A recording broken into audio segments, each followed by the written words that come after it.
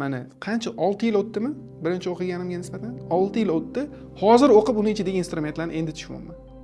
Menga u kitob 6 yil oldin berilgan. Shuni o'qing, PR bo'yicha zo'r ekan. U tavsiya bergan odam uchun zo'r bo'lishi mumkin-da. Chunki uni urinida.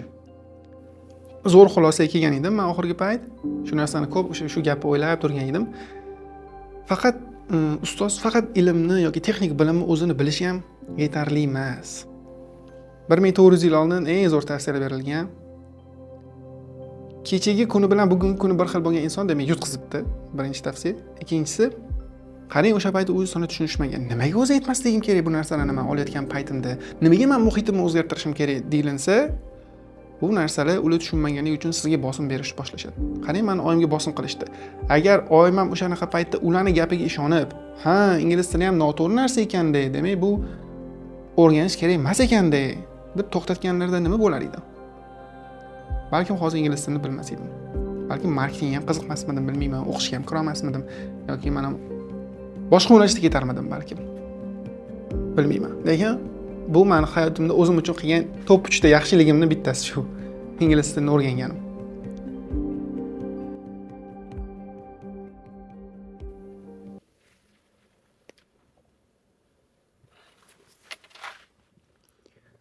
Assalomu alaykum. Bizning YouTube kanalimizga xush kelibsiz. Bu bizni darslik qilib yozayotgan videolarimizning ikkinchisi bo'ladi. Birinchisini ko'rmaganligi tavsiya qilgan bo'lardim. Bu yoqdan yoki bu yoqdan ko'rsanglar bo'ladi. Kirib olib ko'rishingiz mumkin. Bu yoqda qisqacha tanishib bo'lgan marketing kirish qilganmiz. Bu videoda o'zi nima narsani gaplashmoqchimiz bugun Otabek aka? Nimaga biz bu videoni ko'rish tavsiya qildingiz? Desanglar, bu videoda biz zamonaviy kasblarga kirib kelishdagi ketma-ketlik o'shanda qilishimiz kerak emas bo'lgan xatolar. O'sha narsalarni gaplashamiz. Qanaqa xatolar bo'lishi mumkin u deydigan bo'lsak, endi kirib kelayotgan paytda, misol uchun aytishimiz mumkin, kerak emas. Hozir bo'lsa yaxshi. Bo'lmasa, olishim shart ekan, mana shunaqa texnikalarni deb, kerak emas texnikalarni ham yoki ortiqcha xarajatlar qilib qo'yishadi yoki qarziga kirib qolishligi mumkin. Yoki shoshilib turib, hali xom bo'lib turib, ishdan chiqib ketishadi. Bitta joyda xodim bo'lib ishlab turgan joylarida hali xom bo'lgan paytda chiqib ketishadi. Mana shunaqa muammoli vaziyatlarga uchramaslik uchun men o'zimni boshimdan o'tganlarni bitta gapirib bermoqchiman, tavsiyalarni bermoqchiman. O'sha xatoliklarni siz qilmasligingiz uchun. Shunaqa. Keling bo'lmasam birinchi o'rinda zamonaviy kasbga kirib kelishdagi ketma-ketliklarni ko'radigan bo'lsak, qanaqa bo'ladi o'zi bunaqa ketma-ketlik desak, siz birinchi o'rinda kurslarni ko'rishingiz mumkin. Yoki YouTube'ni o'zidan ham ustozlarni, darsliklarni ko'rishingiz mumkin. YouTube o'ziga kirib turib, misol uchun dizayn o'rganmoqchi bo'lsangiz yoki marketingni o'rganmoqchi bo'lsangiz, marketing nima, marketingni kim o'rgatadi, shunaqa narsalarni yozib ko'rsangiz, bitta videoda chiqib kelish boshlaydi. Yoki GPTni o'ziga kirib so'rashingiz mumkin, ChatGPTni o'ziga, agar ishlatadiganlar bo'lsa, ChatGPTni so'rab ko'rishsa bo'ladi. Ichiga kirib, marketing nima o'zi, kim marketingni, marketolog nima ish qiladi, marketolog. O'tgan videoda zo'r misol keltirganman shu narsaga sartaroshlar bo'yicha. Balkim xayolingizga kelmagandir marketolog bunaqa ishlarni qilishligi. Nima ish qiladi, qanaqa texnikalarni ishlatadi, uni qurol asbob yaroqlari nimani bilish kerak. O'sha narsalarni ko'rsangiz bo'ladi. Endi men o'sha ketma-ketlikni sizga aytib bermoqchiman. Birinchi o'rinda YouTube ko'rishingiz mumkin. Ikkinchi o'rinda o'zingizga mos kurslarni tanlashingiz mumkin. Men bu OKda o'qisammikin, bu OKda o'qisammikin deb o'ylashingiz mumkin. Keyin ularni ochiq darsiga borib ko'rasiz. Bu uchinchi etap. Yoki onlayn konsultatsiya qilib, Zoom'larda gaplashib ko'rishingiz mumkin. Bunaqa insonlar bilan, ustozlar bilan. Gaplashib ko'rdingiz, kimdir ma'qul keldi, ochiq darsidan o'tdingiz, birinchi darsdan u insonga shogird bo'lib yozildingiz. Keyin sizga aytishadi, kompyuteringiz bormi? Nimaga desa, bu yerdagi ko'pincha dokumentatsiyalar, qilinadigan ishlar ko'pi kompyuterda bo'ladi va kompyuter bilan ancha insonni samaradorligi oshadi. Telefonga nisbatan ancha samaradorligi oshadi. Nimaga bu telefonda bo'lmasligi kerak desak, chunki telefonda ko'pincha bizdan chalg'itib qo'yish mumkin-da telefon. Kimdir telefon qilib qo'yishi mumkin. Instagramga oson kirib ketamiz biz. Instagram kirib ketishimiz mumkin, YouTube'ga oson kirib ketishimiz mumkin, TikTok'ga oson kirib ketib turib, o'sha yerlarda qolib ketishimiz mumkin. Shuning hisobiga shu bizdan azob beradi. Kompyuter kerak bo'ladi deyish mumkin sizga. Kompyuter sotib olasiz. Va mana shunaqa kompyuter sotib olayotgan paytda bitta narsa ko'rdim men. Ko'pchilik, men MacBook olishim kerak, men qimmatroq kompyuterlar olishim kerak. zo'r marketologlar mana shunaqa narsani ishlatisharkan deyishadi. To'g'ri, MacBookingiz bo'lsa zo'r, iPhone'ingiz bo'lsa ham zo'r. Bular yaxshi texnikalar. Lekin boshida kirgan paytingizda bu narsa sizga shart emas. Bu sizga shart emas. Oddiy $100-150 HP kompyuterlar ham bo'laveradi. Shunaqa. O'sha kompyuterlardan boshlasangiz ham hech qanaqasiga zarari yo'q. Lekin agar budjetingiz bo'lsa, agar sizda pul bemalol bo'lsa, gap yo'q. O'g'irsangiz bo'ladi, MacBook yoki boshqa narsa. Yoki shunaqa. Yoki ishlatilgan MacBook olsangiz bo'ladi. Uzog'i $250-300 topsangiz bo'ladi. O'tgan yili men ukamga shunaqa MacBook olib bergandim. MacBook Pro 2017 Core i5lik. $250 olib bergan edim. Hozirgacha ham ishlatadi, bir marta ham olgani yo'q. Shu zaryadkasidan oladi, batareykasini almashtirib yuborsangiz bo'ladi-da $30 ga. Men tavsiya qilgan bo'lardim shunaqalarni olishni. Shunaqa. Lekin ko'pchilikni ko'radigan bo'lsak, qarzga, nasiya savdoga, kreditga shunaqa narsalarni olib olishadi. To'g'rimi o'zi bo'lsa, bu kerak emas xos sizga. Xos kerak emas. Aldanib qolmang. Mayli, rost olmoqchiman, mayli pulim yo'q, $100-150 men boshlang'ich to'lov qilib nasiya savdoga MacBook olsam bo'ladi-ku, bo'ladi. Endi xuddi shunaqa nasiya savdoga MacBook olgan odamlar bilan borib gaplashib ko'ring-chi, u insonlarning hayoti qanaqa o'tayotgan ekan. Mana aka, siz MacBook oldingiz, yaqinlaringiz bo'lsa, agar so'rab ko'rsangiz, ular haqiqatni aytishadi sizga. Yoqyaptimi sizga? Bo'lib turishga MacBook olganingiz, qanchalik yoqyapti sizga bu MacBook desangiz, ko'pincha holatda yo'q deshadi. MacBook o'zi bunaqa zo'r kompyuterlar samaradorlikni oshiradimi desa, ha, oshiradi, tezlikni oshiradi. Agar ishingiz ko'p bo'lsa, ko'p ishlarni taq tez qilib yuborishingiz mumkin, lekin hozir siz o'rganish jarayonidasiz-da. Sizda unaqa ishingiz ko'p emas bo'lishi mumkin. Sizda maksimum nima? Sheets kerak bo'lishi mumkin, Canva kerak bo'lishi mumkin, Telegram kerak bo'lishi mumkin, Google Chrome kerak bo'lishi mumkin, YouTube kerak bo'lishi mumkin, to'g'rimi? Maksimum shu narsalar boshlanishdi. Agar montajyor bo'lmasangiz, zamonaviy kasbga kirib kelishdi. Bu tavsiya kimga hozir? Kimga berilyapti bu tavsiya desa, marketingni, SMMni, PRni, shu narsalarni o'rganaman degan odamlarga. Lekin sizning ishingizga zarur bo'lsa, agar siz montajyor bo'lsangiz, albatta bu sizga tavsiya boshqacha bo'ladi. Unda siz o'zingiz ustozingizdan so'rang. Bazaviy minimum qanaqa kompyuter olishim kerak? Eng kamida qanaqa kompyuterim bo'lsin meni? Ustoz deb ayting. MacBook hammaga yoqadi. Qimmat kompyuterlar hammaga yoqadi. Mana shu videoni eslaysizmi? Mana shu video YouTube'ga chiqarilganiga 1 oy bo'ldi, 1300 kishi ko'rgan. Bu videoda shunaqa narsa va'da qilinganki, agar videodan olgan xulosalaringizni chiroyli qilib izoh qismiga, kommentariyaga yozib qoldirsangiz, mana shu video ostiga sizga biznes daftarga hadya qilinadi deb yozilgan edi va bu g'oliblarni biz 5 kishini, mendan tashqari 5 kishini 1 oydan so'ng aniqlaymiz. 17-iyun kuni aniqlab turib, biz u insonlar bilan biznes daftari qilmoqchimiz Toshkent shahrida deb aytgan edim. Lekin ishonasizmi, bir kishi ham hattoki izoh qoldirmagan bu videoga. 1300 kishi bu imkoniyatdan mosuvo bo'lib qoldi. Lekin xafa bo'lishga hojat yo'q. Yana bitta shunaqa imkoniyat bor. Mana shu siz ko'rib turgan videoni izoh qismiga xuddi o'shanaqa videodan olgan insightlaringizni yozib ketsangiz oxirigacha ko'rib. Bir haftadan so'ng siz bilan ana o'sha biznes daftarga birga qilishimiz mumkin bo'ladi. G'oliblarni men o'zim aniqlab aloqaga chiqaman. Lekin biz bu yoqqa ham qarashimiz kerak. Birinchisi bu. Ikkinchi kirishga ketma-ketlik. Kompyuterni ham oldingiz, kursni ham boshladingiz ustozlar bilan. Shunaqa paytda sekin asta muhitingizni ham o'zgartirib borishingiz kerak bo'ladi siz bu yerda. Nima muhit bo'lishi mumkin menga desak, agar kitoblar o'qib tursangiz, kitoblar sizga muhit bo'ladi. Ishxonamizdagi kitoblarni o'sha bitta-ikkitasini bolalar o'sha yerdagi yangi yotgan shogirdlar ko'rib qolishdi. Mana qanaqa kitob deb so'rab qolishdi. Bitta ochib berayotgan paytimda shunaqa narsani ko'rib qoldim. Demak, kitob ham bizga bitta muhit bo'lar ekan.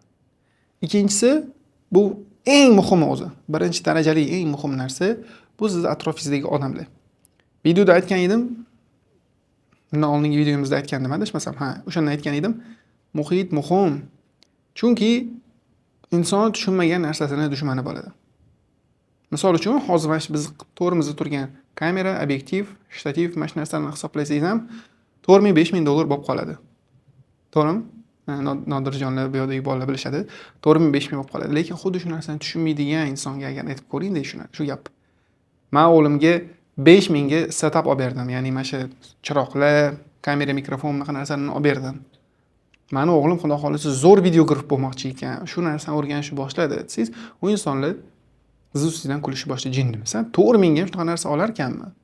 Undan ko'ra mashina olsang bo'lmaydimi? Qo'y olsang bo'lmaydimi? Ha? To'y qilsang bo'lmaydimi o'sha puliga? Shunaqa deyishligi mumkin. Chunki u insonlar u narsani tushunishmaydi.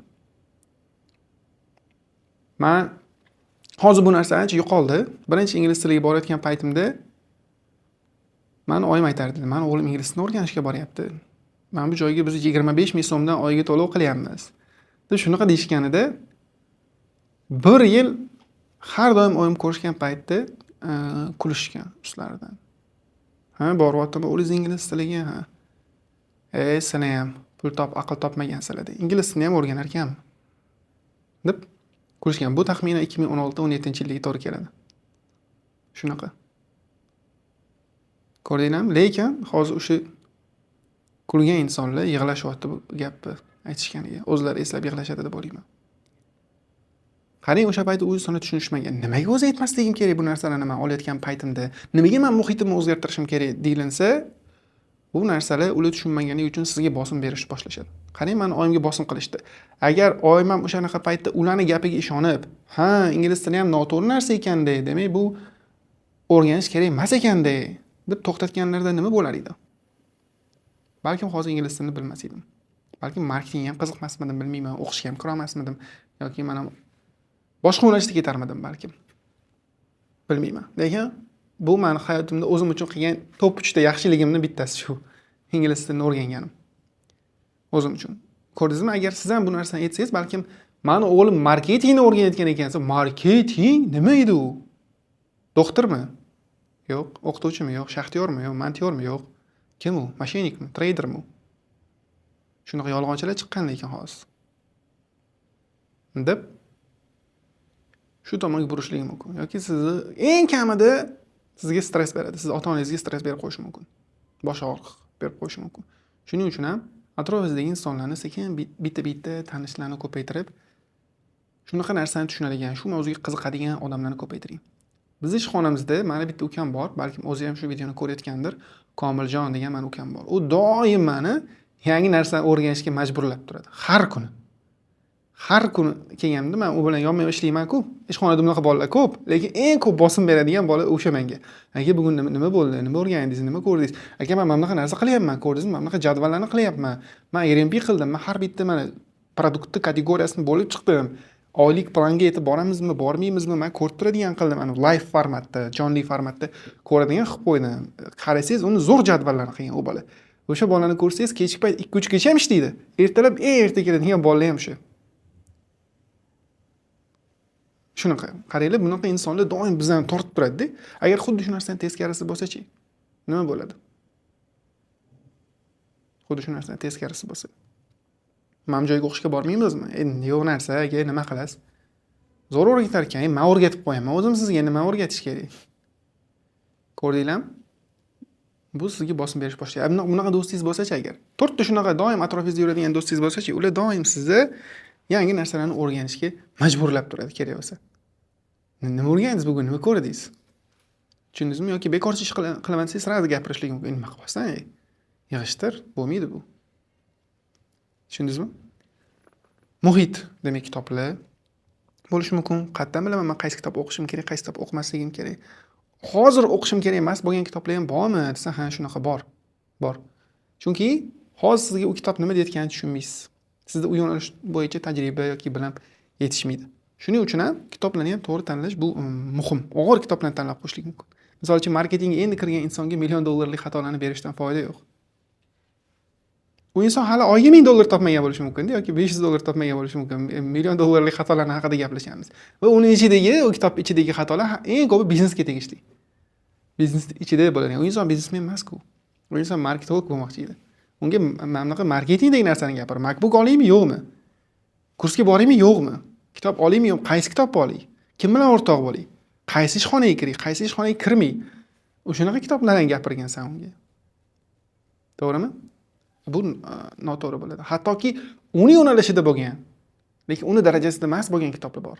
Misol uchun, yuqumlilikni marketingga endi kirgan paytimizda yuqumlilik degan kitob bor-ku, yonda birgin. 3 marta qaytadan o'qib chiqqanman deyman. Qiynalib qolganman. Nima deyapti bu o'zi degan. PRga tegishli kitob bu. Mana qancha 6 yil o'tdimi? Birinchi o'qiganimga nisbatan 6 yil o'tdi. Hozir o'qib uni ichidagi instrumentlarni endi tushunyapman. Menga bu kitob 6 yil oldin berilgan. Shuni o'qing, PR bo'yicha zo'r ekan. U tavsiya bergan odam uchun zo'r bo'lishi mumkin-da. Chunki uni urevinida. Yana bitta pauza. Qarang endi. Mana shunaqa videolar, mana shunaqa tavsiyalar agar sizga yoqayotgan bo'lsa, pastda izohda yokida mana shu YouTube blogimni profilida meni Telegram kanalim bor. Yoki agar u yoqdan ham topa olmasangiz, shuni Telegram kirib marketolog pastki chiziqcha Otabek deb yozsangiz meni kanalim chiqadi. U yerda ancha yaqinmiz. Nimadir muammoni yechimini topib qo'ysam, nimadir ingliz o'rgansam, tez yoqqa tashishim mumkin-da. Bu yoqda u cho'ziladi. Chunki YouTube video qilishga ancha vaqt ketadi. Shunaqa charchamang. Hozir ham qaysidir O'zbekistondagi zo'r dizaynerga Kristo o'zini kitobini berish mumkin. Mana sizga. Eng zo'r dizaynerlarni, dunyodagi top darajadagi dizaynerlarni kitobi. Oling, o'qing, mana sizga yo'riqnoma. Kitob mana sizga deyish mumkin. Lekin boshlang'ich dizaynga kirgan odam uni o'qisa, dizaynga bo'lgan motivatsiya ham bo'lib qolishi mumkin-da. Shuning uchun ham uni tanlash ham muhim. Va to'g'ri do'st tanlash ham muhim. Zo'r xulosaga kelgan edim men oxirgi payt. Shu narsani ko'p shu gapni o'ylab turgan edim. Faqat ustoz faqat ilmni yoki texnik bilimni o'zini bilishi ham yetarli emas. Shunaqa insonlarni ko'rganmisizlar? U insonlar shaxsiy rivojlanish xohlaydi, sizda ham shaxsiy rivojlanishingiz xohlaydi. Sizda ham yangi narsalarni o'rganishingiz xohlaydi. Lekin o'zi doim sizlarni majburiy o'rganing, bunaqa qiling deb nabarot sizni motivatsiyangizni tushirib qo'yadi yoki o'rganishga bo'lgan ishtiyoqingizni so'ndirib qo'yishi mumkin. Haqiqiy ustoz unaqa bo'lmaydi. Haqiqiy ustoz siz bilan suhbat qilib, sizni darajangizni biladi va o'shanga mos narsalarni sekin aytishni boshlaydi sizga. Buni o'qing, mana bunaqa qilib ko'ring. 1400 yil oldin eng zo'r tavsiyalar berilgan. Kechagi kuni bilan bugungi kuni bir xil bo'lgan inson demak yutqizibdi. Birinchi tavsiya. Ikkinchisi, har kuni kamida bitta yangi narsa o'rgan. Qaranglar, 1400 yil oldin berilgan tavsiyalar. Shunaqa. Kitoblar, do'stlar, to'g'ri tanlanilishi, bosim qiladigan, sizni energiya so'rab oladigan emasda, yangi narsalarni o'rganishga majburlaydiganlar. Ikkinchisi. Bu men uchun eng zo'r kurslardan ham zo'r. Uchinchisi, o'rganyapmiz, o'rganishni boshlaganmiz va iloji boricha darrov amaliyotga chiqib ketavering. Misol uchun, marketingni endi o'rganishni boshladingiz, birinchi ikkinchi darslaringiz o'tdimi? Tez ishxona qidirishga o'tib keting. Qanaqa ishxona bor? Qayerdan marketing o'rgansam bo'ladi? Kimning jamoasi bor? Hech qayerdan jamoa topa olmayapsizmi? Keling bizning oldimizga. Telegramdan yozing. Men anaqaga olardim komandamga. Gaplashib ko'raman u inson bilan. Agar xarakter to'g'ri kelsa, hozir ham bor bizda bunaqa bolalar. 8 kishi bor. 8 kishi Falaq nashrida marketing bo'yicha yangi bilimlar o'rganadi, amaliyotlar qiladi. Mana shu biz kitoblarni PR qilayotgan paytimizda to'liq ichkaridan kuzatadi o'sha jarayonni. Shunaqa joyga boring. Boringda hozir o'rganayotgan narsalaringizni tez qo'llashni boshlang. Sen o'zing shunaqa qilganmisan, aqlli qilyapsan. Desangiz, xuddi shunaqa qilganman o'zim. Birinchi najotlarimda marketingni o'rganishni boshlagan paytimda kelardim kvartiraga, o'sha kvartiradagi bolalarga, ukalarimga, boshqalarga aytib berardim. Marketing mana bunaqa narsa ekan, eslaysizlarmi? Bunaqa ishlar qilardik, bu mana bunaqa ekan deb aytib berardim. Lekin qarasam, 3-4 ta oldingi dars o'tgan narsalarimiz ko'pi esimdan chiqib ketgan ekan. Prezentatsiyani ochib, bunday o'tkazib ko'rsatayotgan paytimda instrument esimdan chiqib qolgan. To'xtang, bu nima edi? Orqaga qaytyapman, ko'ryapman, videoni ko'ryapman. Keyin tushundim, bu men esimdan chiqib qolyapti. Qachon ish boshlayman men? 4 oydan keyin. 4 oy? 2 hafta oldin o'tgan narsam esimdan chiqib qolibdi. 4 oydan keyin nima bo'ladi? Hech narsa qolmaydi kallamda. Men tezroq amaliyot boshlashim kerak deganman. Instagramga kirib, kimni o'sha payt shaxsiy brend qilayotgan bo'lsa, kim o'sha men biznesmenman degan bo'lsa, hammaga yozib tashlagan edim. Birinchi javob bergan inson Ibragim Gulanov bo'ladi. Ularning menejerlari javob bergan. Siz mana shu nomerga telefon qiling, sizga ishni ko'rsatishadi. Yozib telefon qilganman o'sha paytda PCG ni ostida PCG bilan birga ishlaydigan, Perfect Consulting Group bilan birga ishlaydigan Perfect Media bor edi. Perfect Media Group bor edi. O'sha yerga chaqirishgan suhbatga. Chaqirganman, men o'sha yerda ish boshlaganman. Agar o'sha yerda bo'lmasa, boshqa joyga qidirardim. O'sha yerda bo'lmasa. Keyin o'sha yerda sekin proyektlarni nima ish bo'lsa qilaman degan. Davay, menga o'rgating. Davay, men bu instrumentlarni men qo'llashim kerak dedim. Shunaqa. Darsda bo'laman, faqat men kun ora darsga borib kelaman. Qolgan to'liq kunim shu yoqda o'tadi. To'liq kunim shu yoqda o'tadi. Quvradim. 12 bir farqi yo'q. Hatto bir kun HR kelib shunaqa degandilar, uyga boryapsizmi ota deydilar. Ertalab kelsam. Ha dedilar. Ha, boryapman desam, qanaqa qilib men eng kech ketadigan odammanmi o'zi deydi. Men 9 da ketsam ham shetdasiz, ertalab 8 da kelsam ham shetdasiz deyiladi. Uyga boryapsizmi? Qanaqasiga uyga borasiz? Shunaqa bo'ldi. Shunaqa.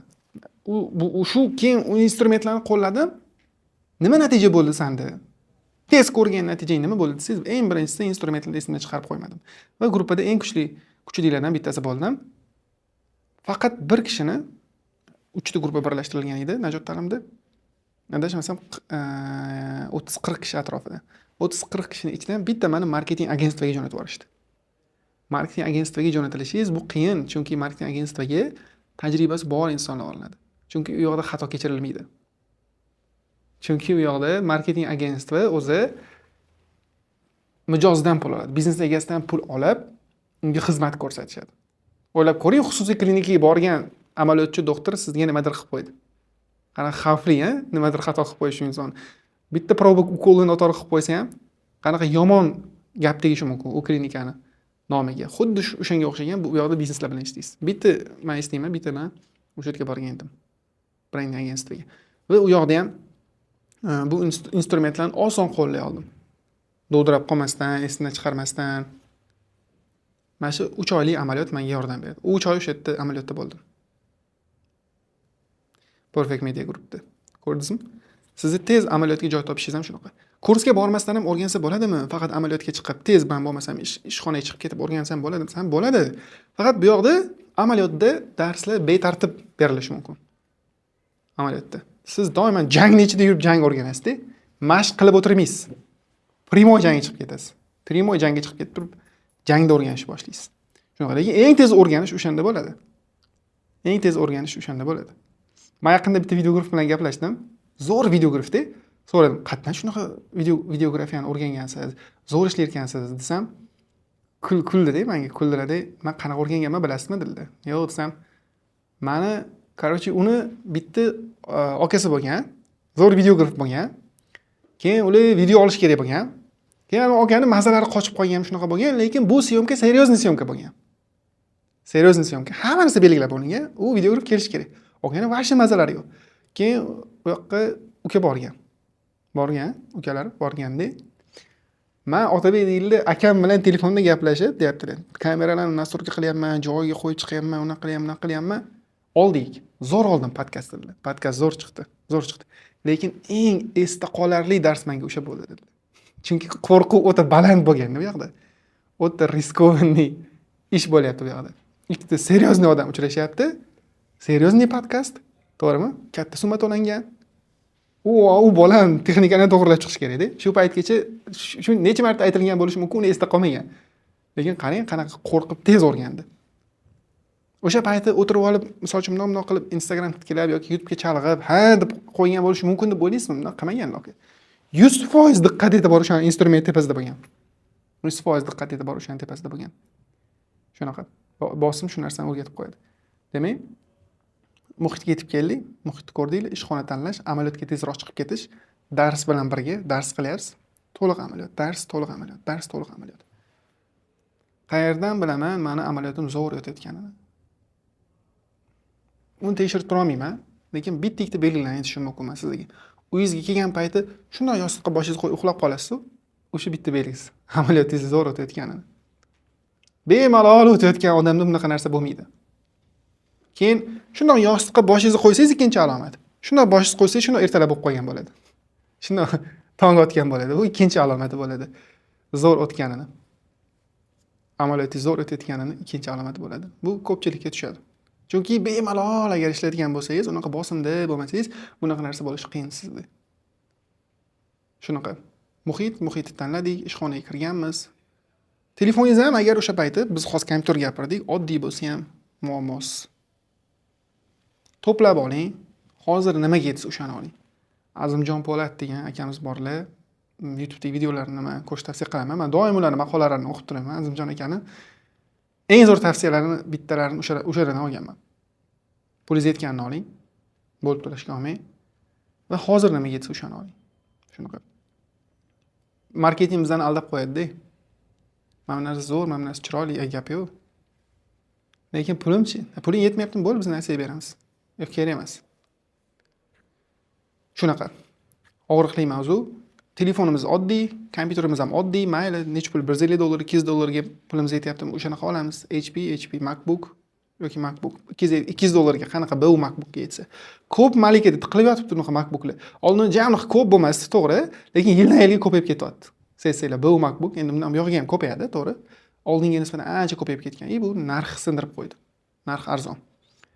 Keyingisi ishni boshladik. Eng qizig'i, qanaqa ishxona tanlashim kerak? Amaliyot qilish uchun ham men joy tanlashim kerakmi? Yoki любой joyda amaliyot qilsa bo'ladimi? Любой joyda. Oddiy odam tushunadigan, marketingni zo'r bilmaydigan odam qanaqa qilib bu ishxonani ko'rib, ha bu yaxshi joy ekan degan xulosaga kelsa bo'ladi. Borib ko'ring. Birinchisi, borgan paytingizda bundoq qarang-da, o'sha yerdagi odamlar baxtlimi, xursandmi yo hammasi siqilib yuribdimi? Chunki Tony Fadell aytadi-ku, Aziz aka Rahimov o'sha kitobini tavsiya qilganlar, o'qib ko'rdim. Tony Fadell aytadi-da, kompaniyani odamlar quradi deydi. Agar odamlar yerda baxtli bo'lmasa, ya'ni baxtsiz bo'ladigan bo'lsa, demak muhit yomon. Borib qarang. Siz oddiy odam bo'lsangiz ham tushunasiz-ku. Gaplashib ko'ring. Ular kompaniya haqida nima deydi? Bir hafta 10 kun ishlab ko'ring, amaliyot qilib ko'rgan paytingizda yomonlikdimi? Oylik kechikadi. Bu noinsof, bunaqada, o'sishga yo'l qo'yishmayapti. Bo'lmaydi, ketaman. Shunaqa gaplar aylanib yuribdimi yo'qda yoki hammani energetichniy, bosamiz, davay. Mana shunaqa ishlashyapti. Bu bitta zo'r alomatlardan bittasi. Va ancha yildan beri o'sha joyda ishlab kelayotgan insonlar bormi? Eng ko'p ishlayotgan odamlar kim bitta? Nimalar qilishdi shuncha payt ichida? Karyera o'sish zinapoyasi bormi? Yoki o'saman degan odam o'sganmi shu paytgacha? Nimalar qildi inson?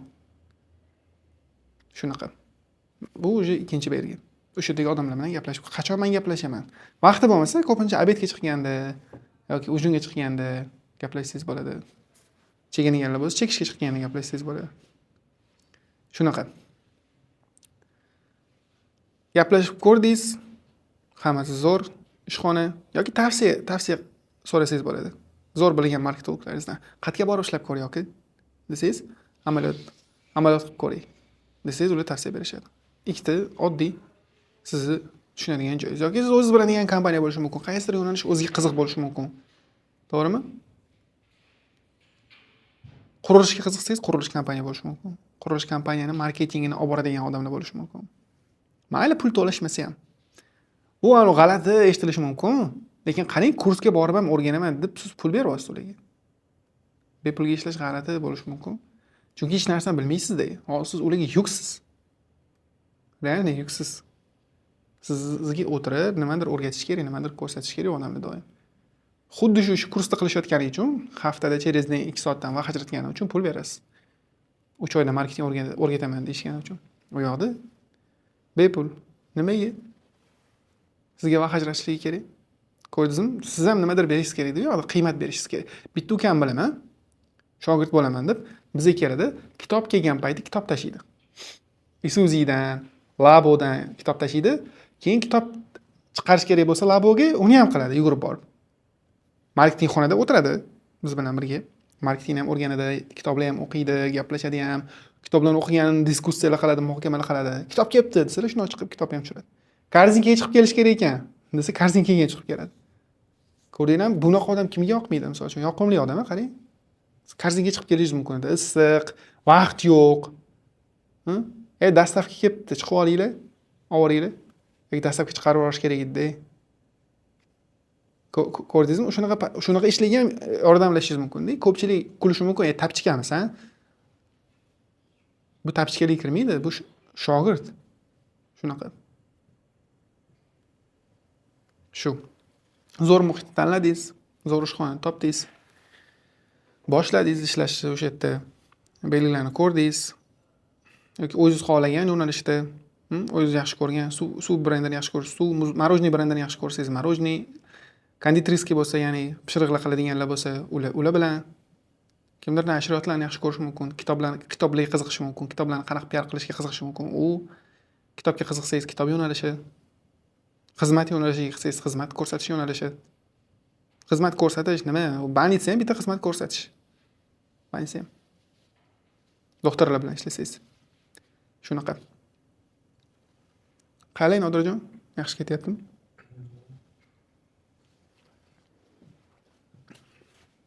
Katsiz gapirib ketdim aka. Necha minut bo'ldi?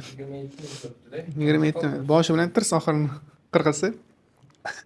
Va alaykum assalom. Momentini bilib to'xtamman. Aka tanidim sizni. Proyekt menejer edsiz. Shu yoshga kirib ham proyekt menejerlik nasib qilmagan aka bizga. Gap yo'q. Yo'q, davomini gapiraman. Oxirgi gapirib qo'yaman. Bo'ldi, shu bilan tugaydi. Ozgina 1-2 minut. Zo'r do'stim. Ko'rdingiz.